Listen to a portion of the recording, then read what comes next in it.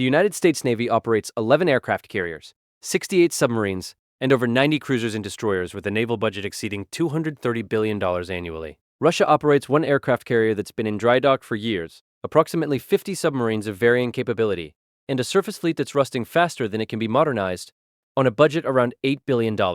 This isn't a question of comparing equal forces.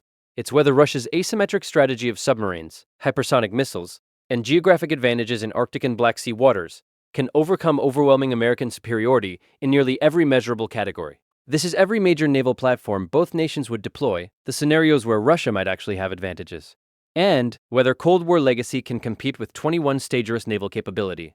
Russian submarines. Russia inherited the Soviet submarine force and maintained significant capability despite budget constraints and maintenance challenges.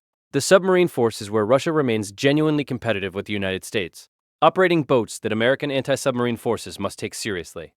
Yasen-class attack submarine. The most modern Russian attack submarine, with advanced sensors, quieting, and weapons, represents near-peer capability that didn't exist in Soviet designs. These nuclear-powered boats displace about 13,800 tons, submerged, and carry caliber cruise missiles, anti-ship missiles, and torpedoes, with only a handful operational: Kazan, Novosibirsk, and potentially three more. These are Russia's premier undersea platforms. Western intelligence suggests these are quieter than earlier Russian submarines, though still noisier than American Virginia-class boats. The question isn't whether Yasen submarines are capable. They clearly are. The question is whether Russia can build and maintain enough to matter strategically when American submarine production continues steadily. Caliber cruise missiles. The submarine-launched land attack and anti-ship cruise missile that Russia used extensively in Syria, demonstrating operational capability. With ranges exceeding 2,500 kilometers for land attack variants and 600+ kilometers for anti-ship versions, these provide Russian submarines with standoff strike capability. The missiles fly at subsonic speeds, using terrain-following profiles that complicate interception, though American defensive systems are designed specifically to counter these threats. P-800 Onyx supersonic anti-ship missiles. The Mach 2.5 plus sea-skimming missile that Russian submarines and surface ships carry for anti-ship warfare. These are genuinely dangerous weapons that compress defensive timelines through sheer speed. American ships have seconds rather than minutes to engage. Whether Russian targeting systems can actually locate and track American carrier groups at ranges where Onyx is effective remains questionable, but the weapon itself works. Akula-class attack submarine. The Cold War-era nuclear attack submarine that Russia maintains in limited numbers. These are quieter than earlier Soviet boats, but still noisier than modern American submarines. Some remain operational in Pacific and Northern Fleet, conducting patrols and training. Against commercial shipping or less capable navies, these are credible threats. Against American anti-submarine warfare optimized over decades to hunt exactly these platforms, survivability is questionable. Oscar-class cruise missile submarine. The massive submarines designed to kill American carrier groups with volleys of supersonic anti-ship missiles. Each Oscar carries 24 P-700 Granite or P-800 Onyx missiles in tubes mounted outside the pressure hull. The concept terrified American naval planners during the Cold War. Submarines launching 24 supersonic missiles simultaneously could theoretically overwhelm carrier defenses. In practice, these submarines are old, noisy, and struggling with maintenance. Russia maintains several operational, but their effectiveness against modern American defenses is debatable. Kilo-class diesel submarine. The conventional submarine that Russia exports globally and operates for coastal defense. These are extremely quiet when running on batteries, making them dangerous in confined waters where American anti-submarine advantages diminish. Russia operates improved Kilo variants with modern weapons and sensors. In Black Sea, Baltic, or coastal waters, these present genuine threats. In open ocean operations, the requirement to snorkel for battery charging exposes them to detection. Bore-class ballistic missile submarine. The modern strategic submarine carrying Bulava intercontinental ballistic missiles with nuclear warheads. These aren't tactical weapons for naval battles. They're strategic deterrent, ensuring Russia maintains second strike capability. 6 are operational with more under construction. These patrol Arctic waters and bastions protected by Russian defenses, maintaining the nuclear deterrent that makes direct NATO-Russia war unthinkable. Delta IV class ballistic missile submarine. The older strategic submarines that remain operational because Bore production is slow. These carry R-29 RMU Seneva ballistic missiles with multiple nuclear warheads. Like Bore boats, these are strategic assets rather than tactical naval forces. Moving on to Russian surface combatants. Admiral Kuznetsov, Russia's only aircraft carrier, spends more time in dry dock than at sea, catches fire regularly, and operates with tugboats and escort, because propulsion is unreliable. When operational, which is rarely, it carries Su-30 3 and MiG, two 9K fighters for air defense and limited strike capability. The flight deck is ski jump configuration rather than catapults, limiting aircraft payload and fuel capacity. This represents Russia's attempt to maintain carrier aviation, but the reality is a 1980s ship that Russia lacks the industrial capacity to properly maintain or replace. In a shooting war, this would be a high-priority target that American forces would destroy early, because even damaged carrier capability threatens NATO air operations. Kirov-class battlecruiser. The nuclear-powered missile cruisers built in Soviet era with one Pyotr Veliky, remaining operational. These are massive platforms displacing over 28,000 tons, armed with anti-ship missiles, surface-to-air missiles, anti-submarine weapons, and guns. The concept was overwhelming firepower. They could operate independently. The reality is Cold War thinking applied to platforms that Russia struggles to maintain. Pyotr Veliky operates in Northern Fleet, conducting patrols and exercises, but whether it could survive combat against modern American forces is questionable. Slava-class cruiser. The guided missile cruisers designed to sink American carriers with volleys of P-1000 Vulcan supersonic anti-ship missiles. Moskva was the Black Sea Fleet flagship until Ukrainian missiles sent it to the bottom in 22, demonstrating that even capable platforms are vulnerable when crews aren't prepared and defenses aren't active.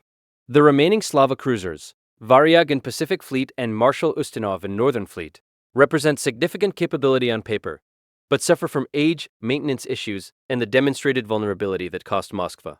Udaloy-class destroyer. The anti-submarine destroyers built to hunt NATO submarines during Cold War. These displace about 8,000 tons and carry anti-submarine helicopters, torpedoes, and missiles. Russia maintains several in operational status, though age and maintenance limit actual readiness. Against American submarines, these face the reality that Russian anti-submarine warfare lags significantly behind American capabilities in sensors, processing, and weapons. Sovremeny-class destroyer. The anti-surface warfare destroyers equipped with supersonic Moskva anti-ship missiles. These were designed to win surface actions against Western navies through sheer missile speed and firepower. Several remain operational, though maintenance and modernization are questionable. The ships work when properly maintained, but Russia's industrial capacity to keep 1980s platforms functional is limited. Admiral Gorshkov-class frigate, the modern surface combatant that represents Russia's current shipbuilding capability.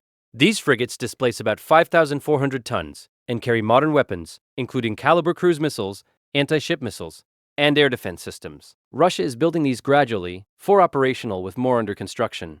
But production is slow, and Western sanctions have cut off critical components. These are capable platforms that NATO forces would need to respect, but numbers matter and Russia simply can't build enough to replace aging Soviet ships.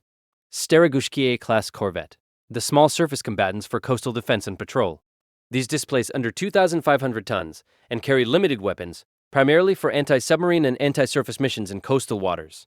Russia operates several, providing presence capability in Baltic and Black Sea, where larger ships would be excessive. Moving on to Russian naval aviation. 2M3. Backfire bomber. The long-range maritime strike aircraft designed to destroy American carrier groups with K-22 anti-ship missiles. These bombers would launch from Russian territory, fly toward American naval formations, and launch missiles from hundreds of kilometers away before fleeing. The challenge is that launching positions put bombers within range of American carrier-based fighters that would intercept before missile launch. 2M bombers conducting strikes against defended carrier groups would face catastrophic attrition. Su-3 and MiG, two 9K carrier fighters. The naval variants that operate from Admiral Kuznetsov when the carrier is functional. These provide air defense and limited strike capability, though payload and range are restricted by ski jump launch. Against American carrier air wings with superior training numbers and support systems, Russian carrier aviation is overmatched. Ka-27 helicopter. The anti-submarine helicopter that operates from Russian surface ships, conducting sub-hunting using dipping sonar and sonobuoys. These are competent platforms when properly maintained and crewed, providing Russian ships with organic anti-submarine capability. Moving on to U.S. Navy forces that would confront Russia. Carrier strike groups. The United States operates 11 nuclear-powered supercarriers with air wings of 90 aircraft each. In any confrontation with Russia, multiple carrier groups were deployed to relevant theaters: Atlantic, Mediterranean, or Pacific depending on scenario. Each carrier group includes cruisers, destroyers, submarines, and support ships providing layered defense and overwhelming offensive capability.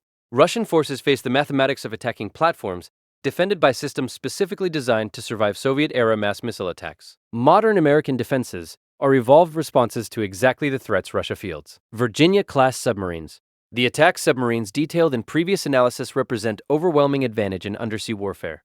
Against Russian submarines, American boats are quieter, carry better sensors, and operate with crews trained to standards Russian Navy can't match. In any submarine confrontation, American submarines detect Russian boats first, track them continuously, and engage at times and positions of American choosing. Arleigh-Burke-class destroyers. The surface combatants carrying Aegis combat systems and 90-plus missiles each provide air defense anti-submarine warfare, and strike capability that outmatches Russian surface ships in nearly every category. The Flight 3 variants with SPY-6 radar detect threats at extreme ranges and engage with SM-6 missiles that destroy targets beyond Russian weapon ranges. Numbers matter. America operates over 70 Arleigh-Burke destroyers, while Russia struggles to maintain 20-plus major surface combatants total. Ticonderoga-class cruisers. The Air Defense Command ships with 122 vertical launch cells and Aegis systems provide battle management that coordinates entire naval task forces. These would serve as air warfare commanders in confrontations with Russian forces, tracking hundreds of contacts and directing defensive responses. Ohio-class cruise missile submarines. The SSGN variants carrying 154 Tomahawk missiles each provide devastating strike capability against Russian naval bases, command centers, and coastal defenses. A single Ohio SSGN carries more cruise missiles than most navies possess in their entire inventory. Carrier air wings. FA-18 Super Hornets and F-35C Lightning Eyes provide air superiority and strike capability that Russian naval aviation can't match. American pilots train more hours annually than Russian counterparts, maintain higher readiness rates, and operate from platforms with better sensors and weapons. In any air combat scenario, American carrier air wings would establish air superiority quickly and maintain it throughout operations. P-8 Poseidon maritime patrol aircraft. The land-based sub-hunters that would prosecute Russian submarines across Atlantic, Pacific, and Arctic waters, with sonobuoys and torpedoes. These extend American anti-submarine warfare, reach across ocean basins that Russian forces must cross to threaten American interests. Tomahawk cruise missiles. Surface ships and submarines would launch hundreds of these against Russian naval bases, command centers, and coastal defenses in opening hours of conflict. When American forces decide Russian naval infrastructure needs destroying, Tomahawks arrive from directions Russia can't easily defend against, moving onto scenarios where Russia might have advantages. Arctic operations. Russia has invested heavily in Arctic military infrastructure, operating icebreakers, Arctic bases, and submarines designed for under-ice operations. In Arctic waters, Russia operates on interior lines with bases along the Northern Sea route, while American forces operate from distant bases requiring long transit times. If confrontation occurred in Arctic regions, Russia's geographic proximity and specialized equipment might offset American technological advantages. But American submarines operate under Arctic ice routinely, and aircraft carriers in Norwegian Sea or North Atlantic can launch strikes deep into Russian Arctic without exposing ships to Russian weapons. Black Sea. This is where Russian advantages are most significant. Enclosed sea dominated by Russian land-based aviation and missiles with limited American presence. NATO navies operating in Black Sea face Russian missiles, aircraft, and submarines launching from positions that American forces can't easily strike without escalation. But American forces wouldn't fight naval battles in Black Sea. They'd operate from Mediterranean and conduct strikes using carrier aviation and cruise missiles, while staying beyond Russian weapon ranges. The loss of Moskva demonstrated that Russian ships in Black Sea are vulnerable even to relatively unsophisticated Ukrainian weapons. Baltic Sea. Another confined water body, where Russian forces operate close to home bases, while NATO forces transit from distant ports. But Baltic is surrounded by NATO countries. Poland, Germany, Denmark, Lithuania, Latvia, Estonia, providing land-based aviation and missiles that threaten Russian forces. In Baltic confrontation, Russia faces not just American Navy, but entire NATO naval and air forces operating from multiple countries. Submarine warfare. Russian submarine force represents the only domain where capabilities approach parity. Yasen-class submarines are genuinely capable platforms that American anti-submarine forces must hunt carefully. In undersea warfare, Russian boats operating in home waters with support infrastructure might achieve tactical successes against American submarines or surface ships. But American submarine advantages in quieting, sensors, and training mean that even in favorable conditions, Russian submarines face first detection disadvantages that prove fatal in modern undersea warfare. Moving on to realistic assessment. Could Russia win naval confrontation with the United States? In open ocean blue water battle, American technological superiority, training advantages, and numerical superiority mean Russian surface fleet would be destroyed within days. Russian submarines might sink American ships or disrupt operations, but strategic outcome remains American victory. In confined waters like Black Sea or Baltic, where Russian land-based aviation and missiles extend reach, costs increase for American forces, but outcomes remain favorable. Russian forces operating from home bases with short supply lines face American forces operating from forward NATO bases and overwhelming logistics capacity. The only scenario where Russia wins is nuclear escalation, and that's not winning. Russia's Navy can't defeat American naval forces in sustained combat, but Yasen-class submarines, supersonic missiles, and geographic advantages in enclosed seas create enough threat that American superiority becomes expensive to employ. 7 decades without direct US-Russia naval warfare suggests that calculation works for both sides.